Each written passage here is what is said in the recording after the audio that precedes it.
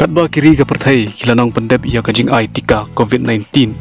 kidon pot ki vaksin ki bompat siam layo yak approval na ka World Health Organization ni WHO.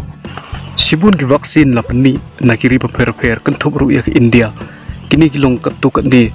ki company ba penni yak ki COVID vaksin belayo approval na World Health Organization. Ketika COVID-19 bela penni da ka Pfizer, Moderna, Johnson & Johnson, AstraZeneca, Sinopharm, but Serum Institute of India kini balayo approval na ka World Health Organization. Na ki artali ki COVID vaksin balapan mi hari India kata Covishield, but Covaxin tang Covishield uday bala approve da ka World Health Organization tak nado menta. Ya Covaxin balapan mi da ka Bharat Biotech amsyamla approve da ka World Health Organization tak nado menta. Menhak sinkong katakan nyaw tarik umpanay June ki member state ka European Union kalay manjur ban penjensur no ya kalay kawan nakabenta ki bomday kinong European Union tangba tangya ki baladep ban ay tika full course persya ya kajingpang COVID-19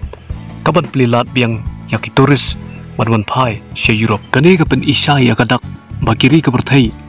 kin sapan ru dagi vaksin pasport ya unu bamut banrung syakiri jungki kapamut ba unu bompat depan ITK full course unumla barung syakanu kari kinong India kinla banlet sabari da kabasuk lada ya baro arteli ki vaksin la approve da ka World Health Organization, European Medicine Agency EMA bat kiwe ki tanat ka kot kakya jong kiri paper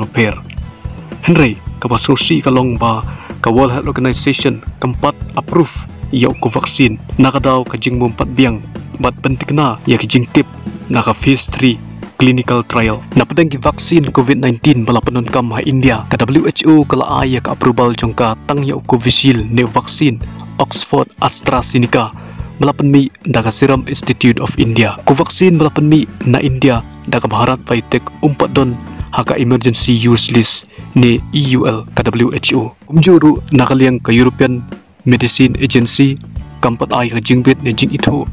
man penunkam ya ko vaksin hakiri Europe tat adu menta kinong India watla kiladep ay full ya ko vaksin Henry kimpatlong kibabit nakabenta ka vaksin passport syakiri kom ka United States of America but European Union dang kendiat singi menta ka United States of America ru kampat ay yak approval nakabenta ka emergency use ya ko vaksin namar katkum ka Food and Drug Administration FDA ka Bharat Biotech kahapan submit shwa ya kijingtip kabedai bat ka clinical trial namar kimpat bianglot ya menta ya ko vaksin la ajingbit ban penunkam nakbenta ka emergency use hari India ba da kiwe kiri bakentop ya kiri Iran